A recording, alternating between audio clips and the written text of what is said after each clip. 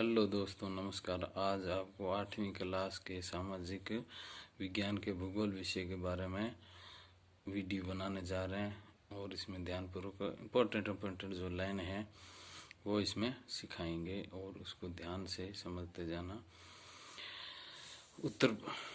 उत्तर हिमालय की उच्च पर्वत श्रृंखला भारतीय महाद्वीप में वर्षा करवाती है, साइबेरिया से आने वाली ठंड से रक्षा करती है और हिमालय हिंदुकुश पर्वत जो श्रृंखलाएं हैं अनुपस्थित में भारतीय महाद्वीप विस्तृत मरुस्थल होता अगर ये नहीं होता था हिंदुकुश। और तो गंगा सिंधु है पांचाल में प्राचीन सिंधु गंगा घाटियों का विकास हुआ है इसमें, और महत्वपूर्ण दर्रे भी हैं। खैबर और बोलन दर्रा महत्वपूर्ण है इसमें से।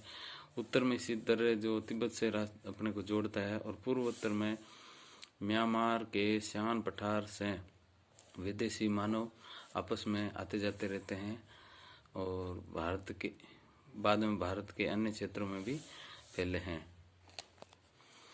और इसके बाद अगर बात करें तो अक्षांशीय विस्तार की बात करें 8 डिग्री 4 उत्तर से 37 डिग्री 6 उत्तरी अक्षांश के बीच और पश्चिम से पूर्व तक भारत का देशांतर विस्तार की बात करें तो 68 डिग्री 7 पूर्वी से 97 डिग्री 25 पूर्वी देशांतर के बीच स्थित है। और इसमें थोड़ा ये भी हम देख लेंगे, विश्व की कुल जनसंख्या का लगभग 17.5% 121.01 करोड़ भारत में पाया जाता है। और यहाँ ये भी देखना बनता है कि भारत का देशांतर विस्तार लगभग 29 डिग्री का इसमें डिफरेंट है, और पूर्व पश्चिम भाग के स्थानीय समय से 2 घंटे का अंतर पाया जाता है। 82.5 डिग्री देशांतर रेखा भारत का मानक समय माना जाता है, इलाहाबाद के निकट से गुजरती है। और हमारे देश का कुल क्षेत्रफल 32.9 लाख वर्ग किलोमीटर है, जो कि विश्व के 2.47% भूभाग पर फैला हुआ है। अगर हम बात करें कि विस्तार उत्तर में जम्मू कश्मीर से दक्षिण में कन्याकुमारी तमिलनाडु से तक 3214 किलोमीटर है। पूर्व में अरुणाचल प्रदेश से लेकर के पश्चिम गुजरात तक की बात करें तो 2933 किलोमीटर का है क्षेत्रफल है। इस प्रकार देखा जाए तो ये 2 जून 2014 को आंध्र प्रदेश का विभाजन 29वां राज्य तेलंगाना बनाया गया। और प्रशासनिक सुविधाओं की दृष्टि से भौगोलिक प्रदेशों की बात करें तो ये 6 भौगोलिक प्रदेशों में बांटा गया है। उत्तरी पूर्वी पर्वतीय प्रदेश हिमालय पर्वत है, गंगा का मैदान है, और दक्षिण का प्रायद्वीपीय पठार है, तटीय मैदान है, थार का मरुस्थल है, द्वीप समूह है। तो हम सबसे पहले उत्तरी और उत्तरी पूर्वी पर्वतीय प्रदेश उसके बारे में बात करते हैं। 2500 किलोमीटर लंबा हिमालय पर्वत श्रृंखला स्थित है। विश्व की सबसे ऊंची व नवीन पर्वत श्रृंखला है। अधिकांश भाग इसका बर्फ से ढका रहता है। यहाँ जो 3 समांतर श्रेणियां शिवालिक और उसके नीचे मध्य हिमालय, और या मध्य हिमालय को हिमालय भी कहते हैं। सबसे उत्तर में हिमाद्री या वर्त हिमालय भी कहा जाता है। इन पर्वत श्रेणियों की दक्षिण दिशा में मुड़कर पूर्वोत्तर की असम म्यांमार जो पर्वत श्रेणी की पटकोई और नागा पहाड़ियाँ हमारे को मिलती है। अगर इनकी ढलानों पर चाय और फलों के विस्तार को देखा जा सकता है। निम्न घाटियों में फूलों और सब्जियां बीजते हैं लोग, और जड़ी बूटियों की मांग भी समस्त यहीं पाई जाती है।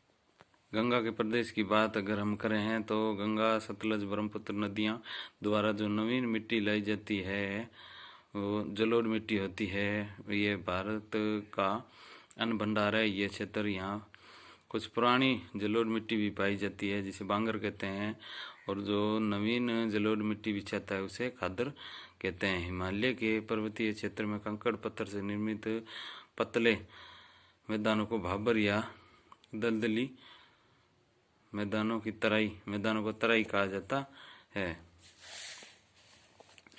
अब अगर बात हम दक्षिण प्रायद्वीपीय पठार की बात करें तो गंगा के मैदान दक्षिण में त्रिभुजाकार आकृति में दक्षिण पठार स्थित है, प्रायद्वीपीय पठार भी कहते हैं। यहाँ हम उत्तर पश्चिम में अरावली और पश्चिम में पश्चिमी घाट की पहाड़ियाँ जिसे सह्याद्री कहते हैं, और दक्षिण में नीलगिरी अन्नामलाई पर्वत स्थित है। और यहाँ छोटे छोटे दक्कन और छोटे नागपुर का पठार भी स्थित है। और यहाँ पर महानदी गोदावरी, कृष्णा, कावेरी, नर्मदा आदि नदियों ने लगातार अपरदन निक्षेपण यहाँ पर किया है। इन प्रायद्वीपीय जो भारत है उसमें चाय, रबड़, कॉफी आदि के बागान देखने को मसालों के लिए मशहूर हैं। देश की अधिकतर जनजातीय आबादी जो है यहीं रहती है। विंध्याचल, सतपुड़ा और मेघालय, छोटा नागपुर, सह्याद्री की पहाड़ियों तथा वनों में रहती है। अब अगर बात हम द्वीप समूह की करें तो अरब सागर और बंगाल की खाड़ी में भारत के द्वीप समूह स्थित है। बंगाल की खाड़ी में 247 द्वीपों का समूह है जिसे हम अंडमान निकोबार द्वीप समूह कहते हैं। उत्तर द्वीपों के समूह को अंडमान व दक्षिण द्वीपों के समूह को निकोबार कहा जाता है। ये भी इम्पोर्टेंट बात है। उत्तर वाले तो अंडमान है और दक्षिण वालों को हम निकोबार द्वीप समूह कहते हैं। अंडमान के बेरन द्वीप पर भारत का एकमात्र सक्रिय ज्वालामुखी स्थित है। निकोबार में स्थित इंदिरा पॉइंट भारत का सबसे दक्षिणतम बिंदु है। अरब सागर में 36 जो द्वीप समूह है उनको लक्षद्वीप कहते हैं। लक्षद्वीप का अर्थ जो है 1 लाख द्वीप होता है।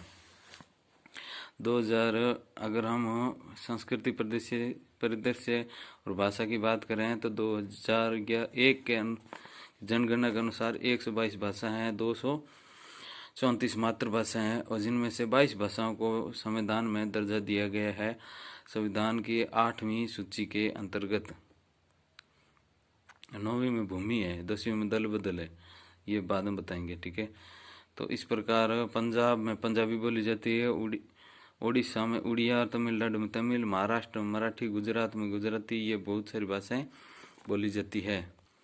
अगर धर्म की बात करें तो यहाँ पर हिंदू 78.8%, मुसलमान 14.2%, ईसाई 2.3%, सिख 1.7%, बौद्ध 0.7%, जैन 0.4% यहाँ पर पाए जाते हैं। जनजातीय समूह की अगर बात करें तो ये गोंड, भील, संथाल, ओराव, सहरिया, नागा, मिरी आदि, डांफला, ये कई जनजातीय समूह पश्चिम में गुजरात और राजस्थान से लेकर के पूर्व में पश्चिम बंगाल तक पूर्वोत्तर राज्यों में रहते हैं। अब ये शब्दावली है, देख सकते हो दुर्गम में स्थान क्या होता है, इसके बारे में जान सकते हैं हम। और इसके बाद में कुछ आपके इस पाठ के प्रश्न उत्तर हैं, ये देख लीजिए। वैसे शॉर्ट प्रश्न उत्तर है, इसको आप जूम करके देख सकते हो, इसको हल भी कर सकते हो। अब हम अगले पाठ की ओर बढ़ रहे हैं। अब हमारा पाठ जो है राजस्थान एक सामान्य ज्ञान है।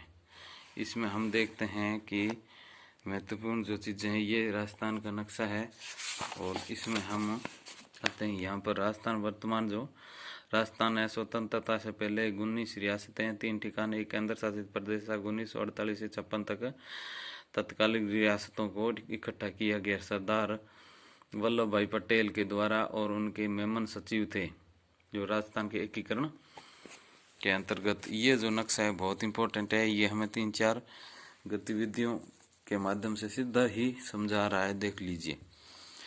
ये देखिए शुष्क प्रदेश है, अरावली प्रदेश है, ये जो है ये मैदानी प्रदेश है, ये हाड़ौती का पठार है। अब अगर बात हम थार के मरुस्थल की करें तो यहाँ पर 12 जिले, लगभग 61% क्षेत्रफल पर फैला हुआ है। 40% जनसंख्या है। यहाँ पर पशु घनत्व और अधिक जन घनत्व भी पाया जाता है। वर्षा खनिज विविधता इसी क्षेत्र में होती है। विश्व का सबसे धनी मरुस्थल है हमारा राजस्थान का बाड़मेर, जैसलमेर, बीकानेर में स्थित मरुस्थल है। इसको भारतीय महामरुस्थल के नाम से जाना जाता है। और यहाँ जो टीले होते हैं उनको बालू का स्तूप कहा जाता है। स्थानीय भाषा में इसे धोरे कहते हैं। और यहाँ जो वनस्पति पाई जाती है उनकी लंबाई कम होती है, पत्तियाँ छोटी मोटी, तना छोटा होता है, जड़ें बहुत गहरी होती है, जैसे रोइडा है। इसको राजस्थान का राज्य पुष्प कहते हैं। खेजड़िए राजस्थान का कल्पवृक्ष भी कहते हैं। और ये राज्य वृक्ष भी हैं, पीलू भी हैं, टेर, आक, थोर, लाणा, फोग इत्यादि इसमें शामिल हैं। अब हम बात करते हैं पर्वत अरावली पर्वतमाला की। अरावली पर्वतमाला में 9% भूभाग पर फैली हुई है। यह 692 किलोमीटर लंबी पर्वत श्रृंखला है। ये स्टार्ट होती है गुजरात के ब्रह्मखेड़ा से दिल्ली, उत्तर में दिल्ली तक जाती है। राजस्थान में 550 किलोमीटर है। राजस्थान को 2 प्रमुख भागों में विभाजित करते हैं। यहाँ ये ध्यान रखना है कि असमान भागों में विभाजित करती है, कहीं कहीं आ जाता है समान भागों वाला, गलत है।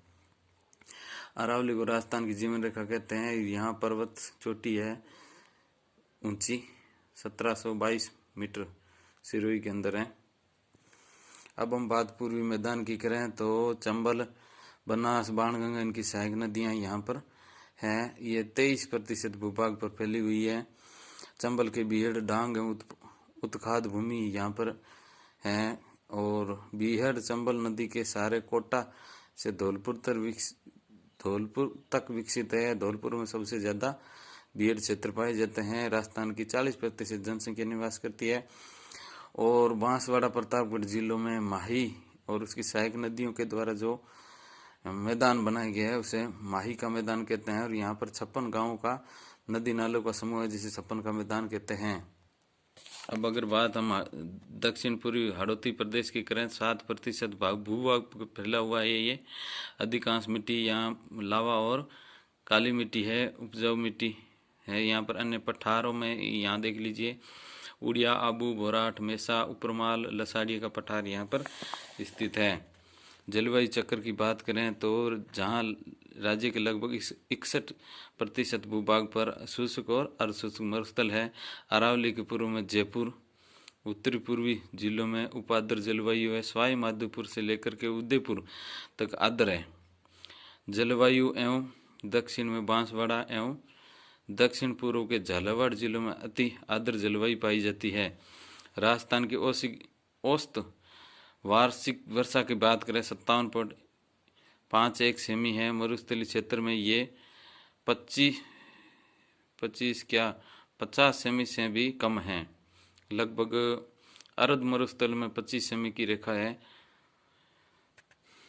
यहाँ पर ऋतुओं की बात करें तो ग्रीष्म ऋतु मार्च से जून तक है, वर्षा ऋतु जुलाई से सितंबर तक है और शीत ऋतु अक्टूबर से लेकर के फरवरी तक है। ग्रीष्म ऋतु की बात करें तो यहाँ तापमान लगभग 30 डिग्री से 40 डिग्री के ऊपर रहता है। और जैसलमेर, बाड़मेर, बीकानेर, जोधपुर, गंगानगर, चूरू की बात करें तो वहाँ 40 से 45 डिग्री सेंटीग्रेड तक तापमान रहता है। थार मरुस्थल का अत्यधिक भाग जो है वो गर्म है और यहाँ पर 140 किमी की रफ्तार से लू चलती है। अब हम बात करते हैं, क्योंकि रेत जल्दी गर्म होती है, जल्दी ठंडी हो जाती है। वर्षा ऋतु की बात करें तो 90 से 95% वर्षा यहीं पर होती है। मतलब कि वर्षा ऋतु में हो जाती है बरसात जुलाई से सितंबर के मध्य। बंगाल की खाड़ी से मानसून जो राजस्थान में अधिक वर्षा कराता है, इसमें 90% वर्षा होती है। अरब सागर से आने वाली जो वर्षा है केवल 10% ही हो पाती है। ये वर्षा का चित्र है, देख लीजिए, इसमें पता लग रहा है कि कौन सा घना है और कौन सा कम है। ठीक है, अच्छा जी। अब हम बात करें कम वर्षा होती है 25 सेमी वर्षा रेखा राजस्थान को 2 भागों में विभाजित करते हैं। शीत ऋतु की बात करें तो यह तापमान 0 डिग्री से भी नीचे चला जाता है और माउंट आबू में अत्यधिक ठंड रहती है। यहाँ आकाश साफ रहता है। मंद मंद गति से हिमालय की ओर आने वाली ठंड शीत लहरें महसूस की जा सकती है। ये हमारे कुछ शब्दावली है। बीहड़ नदी के कटाव से बनी उबड़ खाबड़ जो भूमि है उसको बीहड़ बोलते हैं। धौलपुर में सबसे ज्यादा है। इस पाठों के प्रश्न उत्तर के बारे में हम लगा सकते हैं, देख लीजिए, प्रश्न उत्तर पढ़ लीजिए अपने आप। इसको वीडियो को रोक करके प्रश्न उत्तर को जरूर करें। मैंने ये इसलिए नहीं भरे हैं ताकि आप इसमें भर सकें। अब हम अगले पाठ की ओर चल रहे हैं। जी हाँ, जल संसाधन। जल संसाधन की बात करें, जल के बिना जीवन नहीं है। अफवाह तंत्र की बात करें, 3000 वर्ष पूर्व सतलज, यमुना और प्रागैतिहासिक कालीन सरस्वती नदी राजस्थान में होकर के बहती थी। गुजरात में बराज के पास अरब सागर में गिरती थी, लेकिन भूगर्भिक हलचलों और जलवायु परिवर्तन के कारण वैदिक संस्कृति की ये पोषक नदी लुप्त हो गई है। जल विभाजक बात करें तो देख लीजिए, ये हैं आपके अपोहा, राजस्थान का अपोहा तंत्र। बंगाल की खाड़ी में गिरने वाली नदियों में चंबल, काली सिंध, पार्वती, बनास, बेडस नदियां हैं। और अरब सागर में गिरने वाली माही, लूनी, साबरमती और पश्चिम बनारस आंतरिक प्रवाह की नदी की बात करें तो घग्गर, बाणगंगा, कांतली, साबी, रूपारेल और मेंढा नदी है आंतरिक प्रवाह की। आंतरिक प्रवाह वो होता है राजस्थान के अंदर ही रह जाता है पानी। चलिए एक एक नदी के बारे में हम थोड़े विस्तार से चर्चा करते हैं। बनास नदी ये चंबल की सहायक नदी है। राजसमंद जिले में खमनोर की पहाड़ियों से निकलती है। राजसमंद, चित्तौड़गढ़, भीलवाड़ा, टोंक जिलों में बहकर सवाई माधोपुर में रामेश्वर के निकट चंबल नदी में मिल जाती है। इसका जल ग्रहण क्षेत्र राजस्थान में सबसे ज्यादा है। पूर्णतः राजस्थान में बहने वाली सबसे लंबी नदी है। इसकी लंबाई 480 किलोमीटर है। बनास, बेडच, मेनाल नदियों का संगम, जिसे हम त्रिवेणी संगम के नाम से जानते हैं, वो है बिगोद भीलवाड़ा में। टोंक के पास सवाई माधोपुर बनास नदी के किनारे पर स्थित है। और अन्य सहायक नदियों की अगर हम बात करें बनास की तो कोठारी, गंभीरी, खारी और मोरेल है। लूणी नदी अजमेर में गोविंदगढ़ के निकट सरस्वती व सागरमती नामक दो धाराओं से मिलकर के नागपाड़ से निकलती है। ये अजमेर में होती हुई नागौर, पाली, जोधपुर, बाड़मेर, जालौर में बहने के बाद ये नदी कच्छ की खाड़ी में गुजरात के पास गिर जाती है। बाड़मेर जिले के बालोतरा तक इस नदी का जल मीठा होता है, इसके बाद में खारा हो जाता है। इसकी सहायक नदियां भी बहुत ही अलग तरह की नदियां हैं। राजस्थानी नामों से परिचित है इनकी नदियां, जोजड़ी, बांडी, जवाई, मिठड़ी, खारी, सुगड़ी, सागी और गुहिया। अब माही नदी की बात करें, कर्क रेखा को 2 बार क्रॉस करती है ये माही नदी। मध्य प्रदेश के विंध्याचल पर्वत के अमरोरू नामक स्थान से ये माही नदी निकलती है और बांसवाड़ा, प्रतापगढ़ जिले में बहने के बाद खंभात की खाड़ी में गिर जाती है। माही बजाज सागर बांध बनाया गया इसके ऊपर। सोम और जाखम इसकी सहायक नदियां हैं। बाणगंगा जयपुर जिले में स्थित बैराठ की पहाड़ियों से निकलती है और नदी का पानी भरतपुर में घना पक्षी राष्ट्रीय उद्यान में भूमिगत होकर के नम भूमि का निर्माण करता है। अर्जुन की गंगा भी इसे कहते हैं। घग्गर नदी की बात करें, हिमाचल प्रदेश में हिमालय पर्वत की शिवालिक श्रेणी से उत्तरी राजस्थान में ये नदी हनुमानगढ़ में प्रवेश कर गंगानगर में भूमिगत हो जाती है। इस नदी को प्राचीन सरस्वती नदी की सहायक माना जाता था और गंगानगर और हनुमानगढ़ जिले में इसको नाली के नाम से भी जाना जाता है। ये अपना जल बरसात के समय फोर्ट अब्बास पाकिस्तान तक ले जाती है। राजस्थान की प्रमुख नदी घाटी परियोजनाओं की अगर हम बात करें, नदी घाटी परियोजनाओं को महत्व को देखते हुए आधुनिक भारत के मंदिर कहा था पंडित जवाहरलाल नेहरू ने नदी घाटी परियोजनाओं को। अब देखते हैं सिंचाई के उद्देश्य से प्राकृतिक जल बहाव की दिशा को परिवर्तित करने के लिए जल स्रोत बनाए गए बांध को बैराज कहा जाता है। किसी मुख्य नहर का ऐसा हिस्सा जहां पानी का कोई उपयोग नहीं होता है उसे फीडर कहते हैं। चंबल परियोजना राजस्थान और मध्य प्रदेश की संयुक्त परियोजना है। इस पर 4 बांध बनाए गए। गांधी सागर बांध मध्य प्रदेश, मंदसौर जिले में। अन्य 3 बांध राजस्थान में हैं। प्रताप सागर बांध चित्तौड़गढ़ में, जवाहर सागर और कोटा बैराज कोटा जिले में बनाए गए हैं। ये देख लीजिए कितने सुंदर हैं। माही बजाज सागर परियोजना बांसवाड़ा में माही नदी पर यह परियोजना बनाई गई। राजस्थान और गुजरात की सम्मिलित परियोजना है। बिसलपुर परियोजना टोंक के टोडा राय सिंह नगर के पास बिशलपुर गांव में बनास नदी पर बनाई गई है। ये जयपुर, अजमेर, टोंक सहित अन्य क्षेत्रों में पेयजल उपलब्ध कराती है। सरदार सरोवर परियोजना राजस्थान, मध्य प्रदेश, महाराष्ट्र और ये कुल मिलाकर के 4 राज्यों में पेयजल का व्यवस्था उपलब्ध करवाती है। राजस्थान में भी इसका कुछ भूभाग इसका फायदा ले पाता है।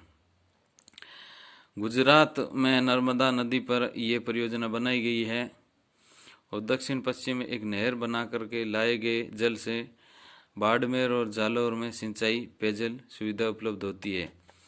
नदी घाटी परियोजना पाली जिले में जवाई नदी पर बनाई गई है। ये डूंगरपुर जिले में सोम नदी पर सोम कमला अम्बा परियोजना, उदयपुर जिले में मानसी वाकल तथा प्रतापगढ़ जिले में जाखम नदी पर जाखम परियोजना बनाई गई है।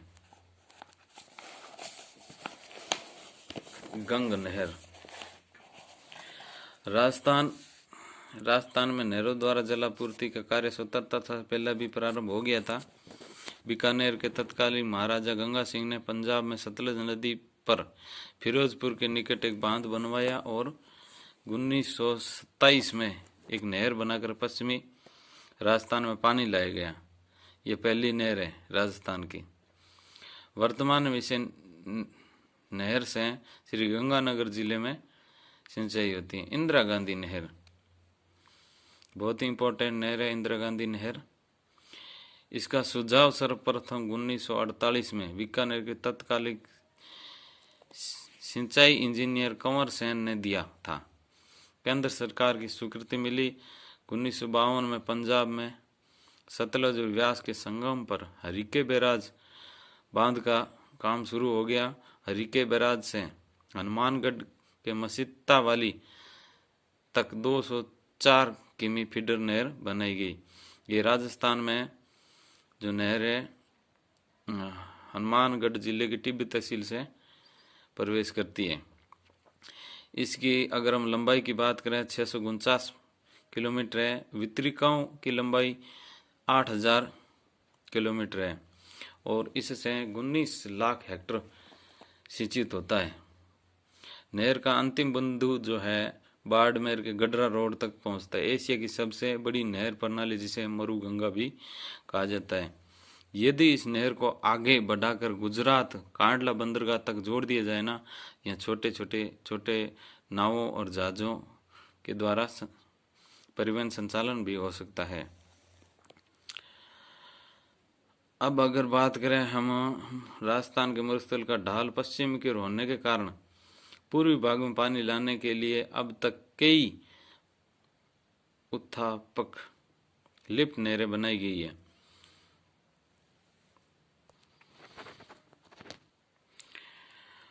उदयपुर शहर के पश्चिमोत्तर में 6 किलोमीटर दूर स्थित चिक्कल गांव के समीप आड़ नदी पर महाराणा फतेह सिंह जी द्वारा एक बांध बनाकर के वर्षा ऋतु में प्रवाहित अतिरिक्त जल को फतेह सागर पहुंचाने के लिए चिक्कलवास नहर का निर्माण किया था। इस नहर निर्माण से फतेह सागर में आड़ नदी का 118 वर्ष पहले पानी पहुंचा दिया गया। 470 वर्ग किलोमीटर में फैली घाटी में क्रमबद्ध जलाशयों का निर्माण किया हुआ है। उदय सागर बेसिन में गोवर्धन सागर, दूध तलाई, पिछोला झील, अमरकुंड, कुमारिया तालाब, रंग सागर, स्वरूप सागर, फतेह सागर जलाशयों का निर्माण जल प्रबंधन की दृष्टि से विश्व भर में सर्वोच्च उदाहरण है। वर्षा ऋतु में जब जलाशय पानी से भर जाते हैं तब इन जलाशयों का स्तर एक समान हो जाता है, पानी आपस में मिल जाते हैं। उदयपुर बेसिन में विभिन्न छोटे बड़े जलाशय सिंचाई, पेयजल, पर्यटन विकास हेतु जल प्रबंधन के उत्तम उदाहरण है। महाराणा राज सिंह प्रथम द्वारा नदी बहाव को कृत्रिम रूप से मोड़कर उसे स्थायित्व प्रदान किया।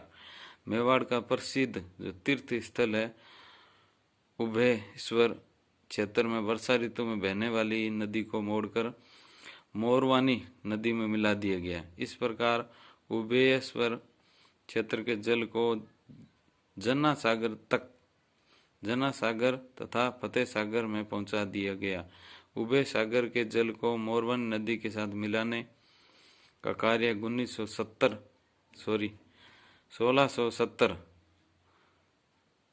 से 1685 के बीच किया गया। ये प्रश्नोत्तर है कुछ, इन प्रश्नोत्तरों को देख लीजिए और अपनी कॉपी में करके देखें। इसको स्क्रीनशॉट लेकर के भी आप रख सकते हैं। अब हम आगे चौथे पाठ पर। विश्व के कुल क्षेत्रफल का लगभग 11% भाग ऐसा है जहां पर कृषि होती है। ठीक है,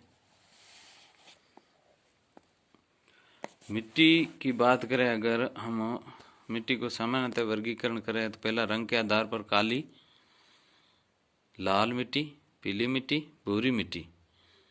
और फिर मिट्टी की प्रकृति की बात करें तो दोमट, जलोढ़, रेतीली मिट्टी, लवणीय मिट्टी, क्षारीय मिट्टी। क्षारीय मिट्टी नहरों में पाई जाती है। उत्तर पूर्वी मैदान में जलोढ़ मिट्टी का जमाव है तो पश्चिम राजस्थान के थार मरुस्थल में रेतीली मिट्टी है। दक्षिण पूर्वी के हाड़ौती प्रदेश में काली मिट्टी की अधिकता है। अरावली प्रदेशों में लाल काली मिट्टी है तो नहरीय जो क्षेत्र हैं वहां पर क्षारीय मिट्टी अधिकता पाई जाती है। मिट्टी निर्माण को प्रभावित करने वाले तत्व है जनक शैलें हैं, उच्चावच है, जैविक क्रियाएं भी है, जलवायु है, समय, ये सभी मिट्टी के निर्माण को प्रभावित करते हैं। कृषि के प्रकारों की बात करें, जीवन निर्वाह कृषि जिससे जीवन का निर्वाह हो सके। फिर है स्थानांतरण कृषि, 2 या 3 वर्ष बाद कृषि की जाती है, खेतों को जला करके। राजस्थान में वालरा बोलते हैं और उत्तरी पूर्वी भारत में झूम बोलते हैं। गहन कृषि की बात करें तो एक छोटे भूखंड, साधारण औजारों और अधिक श्रम के से खेती करता है। इस दौरान एक ही खेत में 2 या 3 फसलें उगाई जाती है। और कृषि संघन जनसंख्या मानसूनी प्रदेशों में ये अधिक देखने को मिलते हैं। जलवासी जो कृषि है, इसमें हम ये कह सकते हैं कि यहाँ पर खेती के साथ साथ पशुपालन भी होता है, जो कि उदाहरण देख सकते हो शुष्क और अर्ध शुष्क प्रदेशों में, मध्य एशिया में, भारत के कुछ भागों में, जम्मू कश्मीर, पश्चिमी राजस्थान में ये कृषि होती है। अगर हम बात करें वाणिज्य कृषि की तो वाणिज्य कृषि बाजार से संबंध है इसका, अधिक पूंजी लगती है, बीज और खाद भी लगता है। 3 प्रकार की होती है वाणिज्य: फसल उत्पादन, मिश्रित कृषि और बागाती कृषि। मिश्रित कृषि में अनाज के साथ में पशुपालन भी होता है। बागाती कृषि में बागवानी होती है। कृषि ऋतुओं की बात करें तो 3 ऋतुएं हैं। खरीफ वर्षा ऋतु में बोई जाती है वो खरीफ, और रबी जो शीत ऋतु में होती है, जायद ग्रीष्मकालीन में होती है। जलवायु के अनुसार बाजरा, मक्का, ज्वार, मूंगफली, चावल आदि खरीफ की है, ये खरीफ की है।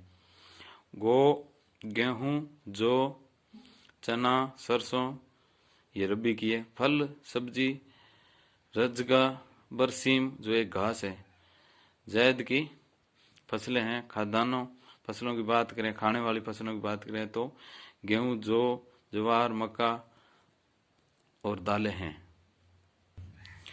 गेहूं है ये गंगानगर, हनुमानगढ़ और कोटा जिलों में महत्वपूर्ण स्थान रहता है और चीन के बाद भारत का दूसरा स्थान है। बाजरे की बात करें तो बाजरा राजस्थान में बहुत अधिक होता है, सर्वाधिक बाजरा राजस्थान में ही होता है और अत्यधिक क्षेत्र पर भी बोई जाने वाली फसल है, बहुत अधिक क्षेत्रफल पर ये बोई जाती है।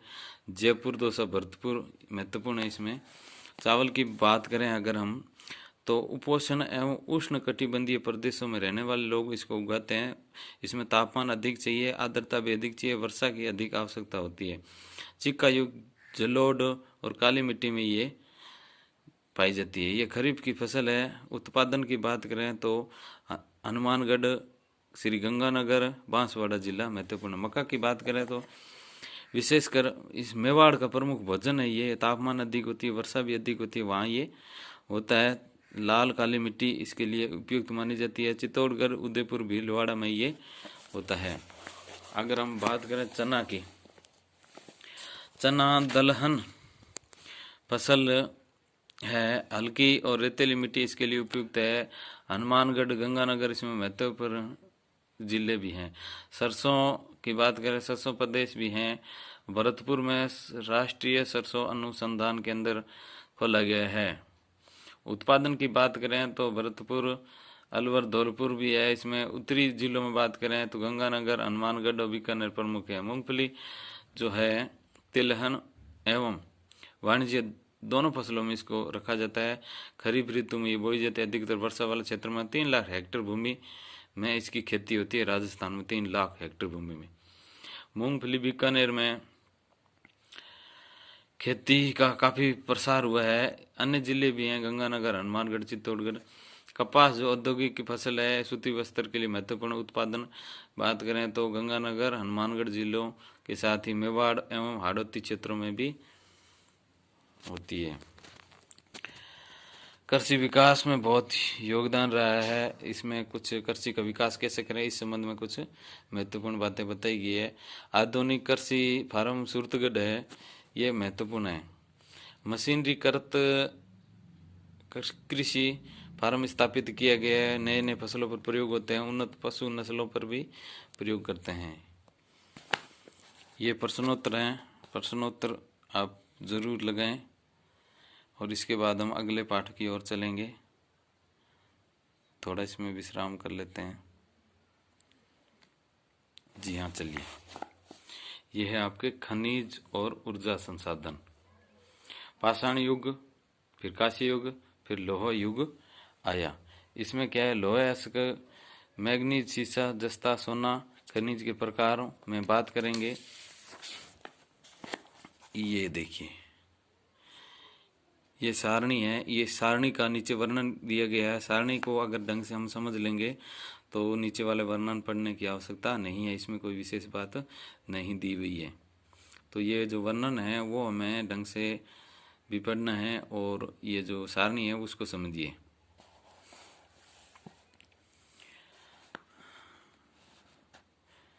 अश्क जिसमें दूसरी चीजें भी मिली हुई होती है वो अश्क होता है। हेमेटाइट है, मैग्नेटाइट, लिग्माटाइट है, ये लोहे अश्क हैं। सीडेराइट है, लोहे अश्क के ये 4 हैं। सीडेराइट, इनमें से प्रश्न पूछा जा सकता है। बॉक्साइट जो है एल्यूमिनियम से प्राप्त होता है और संगमरमर में इमारतों बनाने में प्रयोग होता है। ग्रेनाइट बलुआ पत्थर है। और अधात्विक की बात करें तो घिया है, अभ्रक है, पत्थर, जिप्सम, चूना, ये सब होते हैं। जिन खनिजों में ऊर्जा प्राप्त होती है उन्हें हम ऊर्जा खनिज कहते हैं। कोयला हुआ, पेट्रोलियम, प्राकृतिक गैस, यूरेनियम और थोरियम ऊपर सारणी में दिया हुआ है। अब इनकी यहाँ चलते हैं हम डायरेक्ट उत्खनन की विधियां। अगर ऊपरी सतह पर अपन को खनन करना है तो ये निवर्त खनन है, इससे काम चल जाएगा। ऊपरी सतह को हटा करके और आप खनिजों को खोद सकते हो। और इससे भी गहरे है तो कूपकी से काम चलाइए। और सबसे गहरे जो अगर बात करें तो प्रवेदन है। यहाँ पर पेट्रोलियम गैस अत्यधिक गहरे होते हैं। गैस है, पेट्रोलियम है, ये खनिज बहुत गहरे होते हैं, इसके लिए प्रवेदन किया जाता है। अब यहाँ उसकी कुछ ये महत्वपूर्ण बातें बताई, वही सामने वापिस बातें आपको रिपीट करने को कह रहा है और कुछ नहीं। ऊपरी परत को हटा करके हम विवर्त खनन भी कहते हैं। इसी प्रकार जब कुछ गहराई में जाते हैं तो इसका सहारा लेना पड़ता है, कूप की खनन हो जाता है। पेट्रोलियम प्राकृतिक गैस की अत्यधिक खुदाई से प्राप्त, इसलिए इनके लिए ड्रिल या प्रवेदन विधि का प्रयोग करते हैं। और कुछ खनिज जैसे मिट्टी है सतह पर प्राप्त हो जाते हैं, वो होता है आखनन। आखनन है, मिट्टी पर ही प्राप्त हो जाते हैं। खनिजों की अगर हम बात करें तो खनिज, राजस्थान के खनिजों की बात है, खनिजों का अजायब घर है और झारखंड के बाद में राजस्थान का स्थान आता है। बोले स्टोन है, जसपर खनिज है, केवल राजस्थान में ही पाए जाते हैं। ये लीजिए खनिजों का बोले स्टोन में, और जसपर तो 100% ही है, बाकी ये पढ़ लीजिए रोक करके कितने प्रतिशत है यहाँ पर। ये सारणी बहुत महत्वपूर्ण है, इस सारणी को आपको याद करना पड़ेगा। वैसे इसमें महत्वपूर्ण जो चीज़ें हैं वो मैंने टिक कर रखी है। पहले जिले तो कम से कम याद होना ही चाहिए। शीशा जस्ता है, भीलवाड़ा है, तांबा है, झुंझुनू है, लोहेस्क है, जयपुर है, टंगस्टन नागौर है, चांदी भीलवाड़ा, रॉक फास्फेट उदयपुर, चूना पत्थर है चित्तौड़गढ़, अब्रक भीलवाड़ा, जिप्सम बीकानेर, घिया पत्थर उदयपुर, बोलेस्टोनाइट सिरोही, लिग्नाइट कोला है बीकानेर, और संगमरमर राजसमंद, ग्रेनाइट जालोर, बलुआ पत्थर है जोधपुर। स्क्रीनशॉट लेकर के आप इसको रख सकते हो आराम से इसको। अब इनका वर्गीकरण है, नवीनीकरण के आधार पर बार बार बना सकते हैं वो नवीनीकरण है, और जिसको नहीं बना सकते वो नवीनीकरण है। उदाहरण नीचे दिए हुए हैं। परंपरा के अनुसार बात करें तो परंपरागत वो है जो परंपरा चल रही है, उसी से हम काम चला रहे हैं। कोयला, खनिज तेल, प्राकृतिक गैस, ये परंपरागत हैं। गैर परंपरागत वो होते हैं जो कुछ ही सालों में हमने निर्मित किए हैं या उनकी खोज की है, उनके बारे में पता लगा है। वो सौर ऊर्जा, पवन ऊर्जा, बायोगैस, बायोमास, ज्वारीय ऊर्जा है, परमाणु ऊर्जा है, ये हमारे। कोयले की बात करें, कोयले के चार प्रकार हैं। एंथ्रेसाइट, बिटुमिन्स, लिग्नाइट और एंथ्रेसाइट सर्वश्रेष्ठ कोयला है। इसमें 80% से अधिक कार्बन होता है, धुआं कम छोड़ता है। लिग्नाइट है वो राजस्थान में लिग्नाइट पाया जाता है। और इसकी खान की बात करें तो ये बीकानेर के बरसिंगसर, पल्लाना, बाड़मेर, जालिपा, कुपरड़ी, गिरल में पाया जाता है। यहाँ पर राजस्थान तापीय ऊर्जा की संयंत्र कोटा और सूरतगढ़ में स्थित है, क्योंकि यहाँ पर अधिक मात्रा में प्रदूषण फैलता है, इनसे भी फैलता है, इसलिए अच्छा नहीं माना जाता है। केरोसिन जो है वो भी पेट्रोलियम का भी उप उत्पाद है। इनके बारे में देख लीजिए। उत्पादन क्षेत्र है ये वर्तमान में भारत का प्रमुख तेल उत्पादक क्षेत्र बॉम्बे हाई है, अरब सागर में स्थित है। खनिज तेल, पेट्रोलियम पश्चिम राजस्थान में बाड़मेर में मंगला है, सरस्वती ऑयल फील्ड है, जैसलमेर में घोटारू है, तन्नौट, मनिहारी, टिब्बा, बीकानेर, जालोर जिलों में, क्योंकि यहाँ अवसादी चट्टानें पाई जाती है। प्राकृतिक गैस का खनन जैसलमेर में किया जाता है। कोयला, खनिज तेल, प्राकृतिक गैस। विद्युत की बात करें तो भारत में जल ऊर्जा संयंत्र भाखड़ा नांगल परियोजना है, दामोदर घाटी परियोजना है, हीराकुंड परियोजना है। इनके साथ ही राजस्थान की कुछ परियोजना चंबल है और माही बजाज सागर है। ये देखो सौर ऊर्जा का कितना बढ़िया चित्र है। बिजली के अलावा घरेलू उपयोग में भी लेते हैं, जैसे कुकर है, सौर तापक है। मुख्यतः तटीय क्षेत्रों में पवन ऊर्जा की संभावना अधिक है, जैसलमेर, प्रतापगढ़ में, राजस्थान में। और परमाणु ऊर्जा की बात करें, यूरेनियम, थोरियम, रेडियो सक्रिय खनिज है। भारत में यूरेनियम की झारखंड व राजस्थान में पाया जाता है। साथ में केरल की मोनोजाइट मिट्टी में भी थोरियम उपलब्ध है। और राजस्थान में कोटा के निकट रावत भाटा परमाणु संयंत्र लगाया हुआ है। ये पवन चक्की देख रहे हो आप, ये रावत भाटा परमाणु संयंत्र लगाया हुआ है। नवीनीकरण। अब इनके प्रश्न उत्तर पर आ जाइए। अब हम अगले पाठ की ओर चलेंगे। पूरा 8वीं क्लास का भूगोल एक ही वीडियो में देखने को मिलेगा आपको। कोशिश करूंगा एक वीडियो में हो जाए कंप्लीट। छठा पाठ देखिए। औद्योगिक परिदृश्य की बात हम करें, आखेट, भोजन संग्रहण, पशुपालन, मछली पकड़ना, कृषि, खनन व्यवसायी जो हैं उनको प्राथमिक बोलते हैं, और द्वितीय उद्योग को बोलते हैं। पर्यटन, व्यापार, संचार, इसको तृतीय व्यवसाय बोलते हैं। कच्चे माल की सहायता से हमारे लिए उपयोगी वस्तुओं का निर्माण करने वाले विनिर्माण होता है। और अब ये देख लो, गन्ने से शक्कर बनाना, कपड़ा बनाना, कपास से, गेहूं से बिस्कुट। अब देखो कौशल विकास के संबंध में आप ईडीपी है, ईएसडीपी है, व्यवसायिक कौशल विकास। बीएसडीपी है, और औद्योगिक प्रेरक अभियान जिसे आईएमसी बोलते हैं। तो अगर उद्योगों का वर्गीकरण की बात करें तो स्वामित्व के आधार पर स्वामित्व के आधार पर, आकार के आधार पर, कच्चे माल के आधार पर है। आकार के आधार पर 3 प्रकार के होते हैं, देख लीजिए, कुटीर, लघु उद्योग और वृहत उद्योग। कुटीर उद्योग जो हैं, घर के ही सदस्य इसमें काम चला लेते हैं, जैसे टोकरी बनाना, मुर्गी पालन, स्वेटर बनाना, लकड़ी के ऊपर उपकरण है, मिट्टी के बर्तन, रस्सी बनाना, ये सब इसमें आते हैं। और लघु उद्योग में 10 से 100 श्रमिक होते हैं, जैसे माचिस है, ईंट उद्योग है, रंगाई छपाई है, सूती वस्त्र उद्योग, लोहा, ऑटोमोबाइल्स, ये आपके वृहत उद्योग के अंतर्गत आते हैं। स्वामित्व की अगर बात करें तो निजी क्षेत्र के खुद के होते हैं, जो व्यक्ति कोई भी खोल सकता है इसको। सार्वजनिक क्षेत्र सरकार के द्वारा स्वामित्व होता है। संयुक्त क्षेत्र में सरकार और निजी क्षेत्र दोनों मिलकर कार्य करते हैं माल की। और सहकारी क्षेत्र जो है माल की पूर्ति करता व कामगार के आधार पर यह होता है। तो हम उदाहरण भी देख लेते हैं। Hindustan aeronautics limited, copper limited, ये जो है इसका स्वामित्व के आधार पर आप देख सकते हो स्वामित्व एवं संचालन सरकार के द्वारा होता है।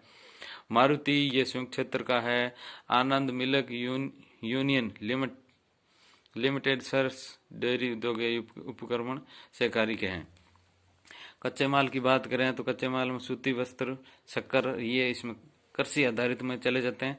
और समुद्रों की बात करें, समुद्री उद्योग की बात करें तो इसमें खाद्य प्रसंस्करण है, मत्स्य तेल है। खनिज आधारित उद्योग की बात करें तो खनिज, ऐश का आभूषण है। और वन की बात करें तो औषधि, कागज, फर्नीचर जिसमें लकड़ी वगैरह अधिक लगती है। ये वन आधारित उद्योग जो हमने पहले पढ़ लिए हैं वही है।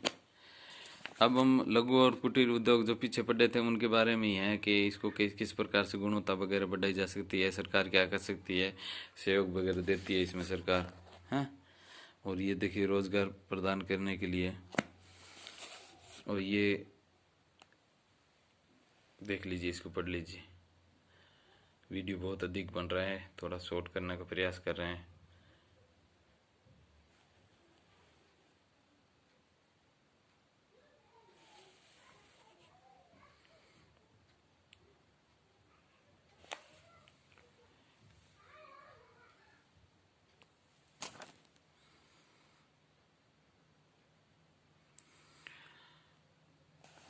वृहत उद्योग के कुछ उदाहरण देख लीजिए। 18वीं शताब्दी के ढाका की मलमल, मसूलीपट्टनम की छींट, कालीकट के लीको, बहारनपुर, सूरत, बड़ौदा के सुनहरी जरी विख्यात थे।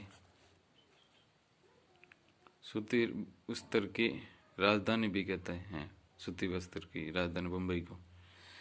अब इसमें देखो, अजमेर जिले के ब्यावर में वस्त्र की 1889 स्थापना हुई है, लेकिन भीलवाड़ा इसका प्रमुख केंद्र वस्त्र नगरी में, राजस्थान का मैनचेस्टर है। बंदेज कार्य हेतु सांगानेर, बंगलुरु, जयपुर, जोधपुर। चूना पत्थर, जिप्सम, कोयला, कच्चा माल, ये कोयला है वो आपको पता है मध्य प्रदेश, छत्तीसगढ़ राज्यों से मंगवाया जाता है। कच्चे माल की उपलब्धता के आधार पर चित्तौड़गढ़ जिला सीमेंट उत्पादन के आदर्श माना जाता है। जैसलमेर, कोटा, नागौर, पाली, सवाई माधोपुर, उदयपुर, अजमेर, बांसवाड़ा। शक्कर उद्योग की बात करें तो ये इसमें ये इम्पोर्टेंट, राजस्थान की पहली शक्कर मिल 1932 में चित्तौड़गढ़ के भोपाल सागर में निजी क्षेत्र में स्थापित हुई, वर्तमान में बंद पड़ी है। एक शक्कर मिल है गंगानगर जिले में स्थित है। बूंदी के केसरा पाटन में भी एक शक्कर मिल है, वो वर्तमान बंद पड़ी है। मेक इन इंडिया जो भारत पर लगाया गया है का लोगो है, इसका मतलब भारत में बनी हुई चीजें खरीदें और भारत की चीजों को महत्वपूर्ण स्थान देना इसका मुख्य उद्देश्य रहा है। अब इसके प्रश्नोत्तर पर आ जाइए फटाफट, फिर अगले पाठ पर चलते हैं। रीडिंग मार लीजिए, रोक करके देख लीजिए।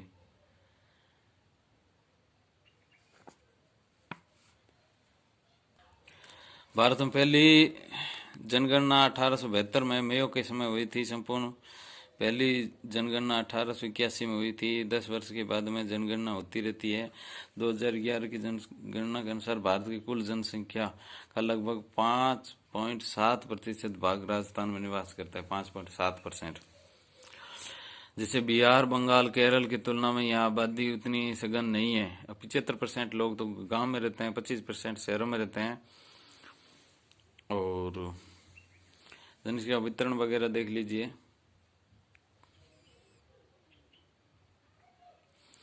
घनत्व 200 है, जबकि बिहार में 1100 से भी अधिक है।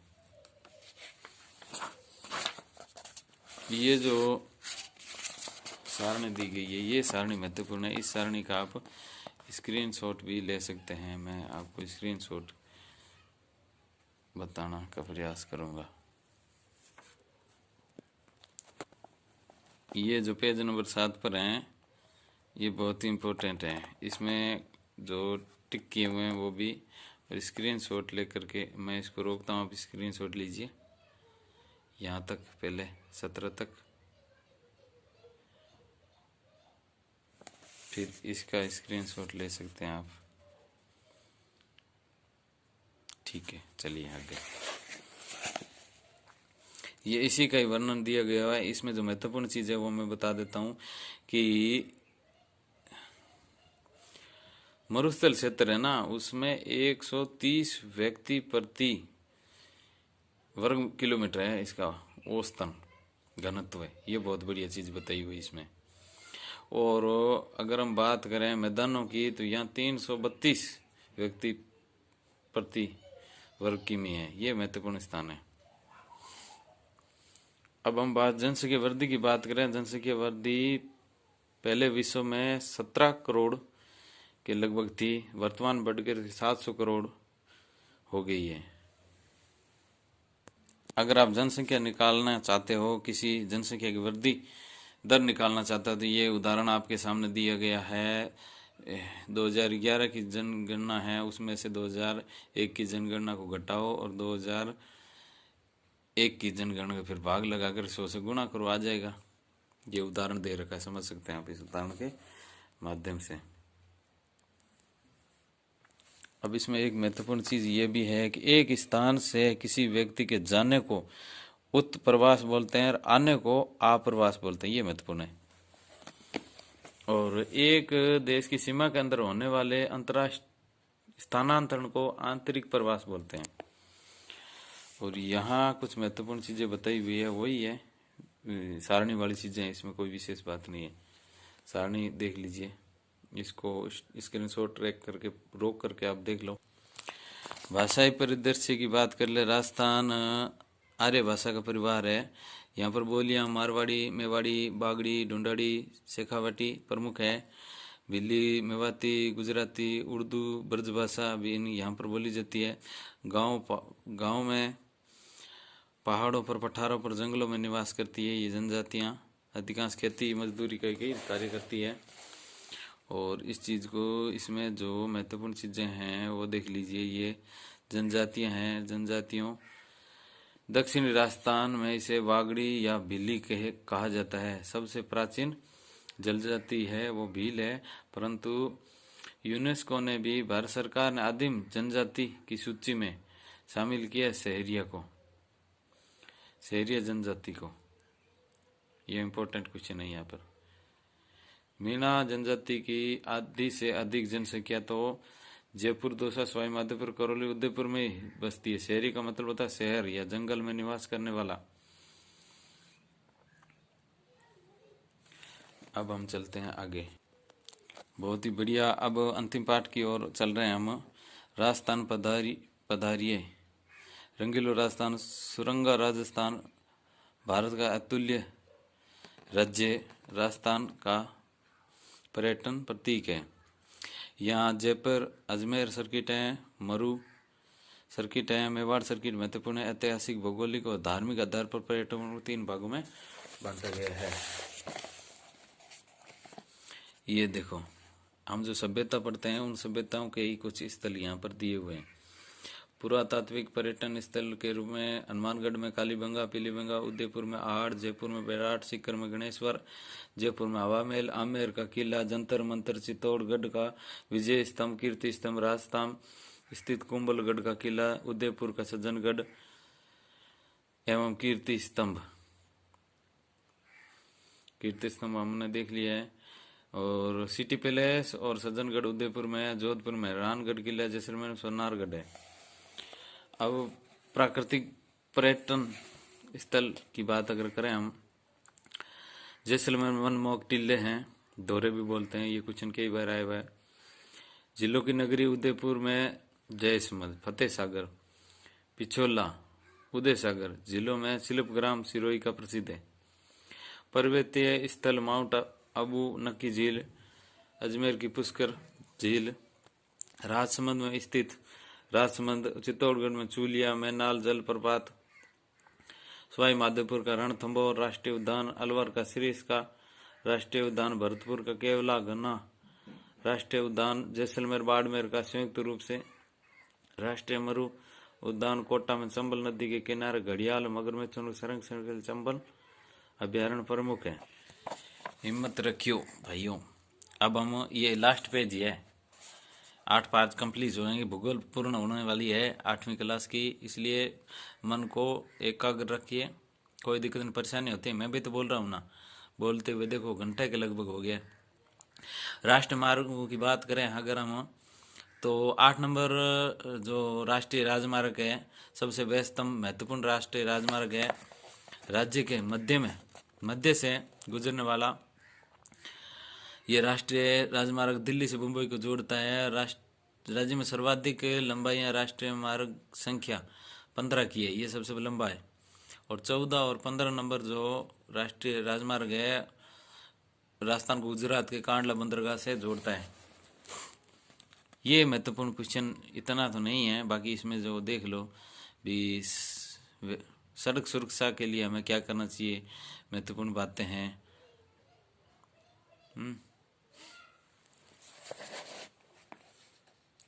अब हम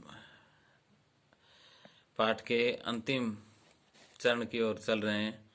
बहुत ही बढ़िया आपने सहयोग दिया और वीडियो देखा है, तो बाकी अगर ये वीडियो पूरा देख लिया ना, तो आपकी हिम्मत का कोई उदाहरण नहीं दे सकते। इस वीडियो को पूरा देखना हर एक की बस की बात नहीं है, अंदर से जुनून हो वही देख सकता है, और जिसने देखा है वाकई सूटेबल वर्क है। भारतमाला की बात करें, ये 1500 किलोमीटर का हिस्सा राजस्थान सीमावर्ती पाकिस्तान से भाग से गुजरेगा। पाकिस्तान में नहीं गुजरेगा, पाकिस्तान के सीमावर्ती क्षेत्रों से गुजरेगा। और ये भारतमाला है, लगभग हजारों किलोमीटर लंबी है। पंजाब, जम्मू कश्मीर, हिमाचल प्रदेश, उत्तराखंड, उत्तर प्रदेश, बिहार, सिक्किम और असम, अरुणाचल, मणिपुर से होते हुए मिजोरम तक बनाई हुई है। रेल परिवहन की बात करें तो लंबी दूरी तक जाना हो और भारी वस्तु ले जानी हो तो रेल का प्रयोग करना सबसे अच्छा रहता है। पहली रेल है 1853 में महाराष्ट्र में मुंबई से ठाणे के बीच में चलाई गई थी। और अगर राजस्थान की बात करें तो दौसा के बांदी कुएं से लेकर के आगरा फोर्ट उत्तर प्रदेश के बीच चलाई गई थी। कब चलाई? 1874 में। इसमें रेल मार्ग की लंबाई की बात करें 6000 किलोमीटर है। और राजस्थान का रेल परिवहन भारत के उत्तरी पश्चिमी रेलवे जोन में आता है। ये उत्तरी पश्चिम में क्यों आता है? क्योंकि राजस्थान उत्तर पश्चिम में स्थित है। और इसका मुख्यालय जयपुर है, जयपुर इसका मुख्यालय रखा गया है। और जयपुर में उत्तम शहरी यातायात के लिए मेट्रो ट्रेन की शुरुआत की है। और आपने भी कभी यात्रा की होगी मेट्रो ट्रेन की। जून 2015 में इसकी शुरुआत हो गई थी। खनिजों की उपलब्धता और औद्योगिक विकास के लिए रेल परिवहन विकास राज्य में अच्छी संभावनाएं मौजूद है। अभी वायु परिवहन की बात करें तो शीघ्रता से खराब होने वाले और मूल्यवान वस्तुओं के लिए परिवहन का अच्छा साधन है। महंगा जरूर है, तीव्र है। तो आप सबने सहयोग दिया। लाइक करें वीडियो को, शेयर करें, दिल खोल के शेयर करिए। मैंने देखो आपके लिए कितने मेहनत की है, आपके लिए क्या मेरे खुद के लिए भी की है। और ये वीडियो जिसने देख लिया ना, सच में बहुत मेहनत वाला बंदा होगा वो, या बहुत मेहनत वाला भाई बहन जो भी है, मित्र हैं। शाबाश, इसी तरह से लगे रहो और रीड के लिए तैयार हो जाओ। Thank you very much. अब मिलते हैं अगले वीडियो में। धन्यवाद।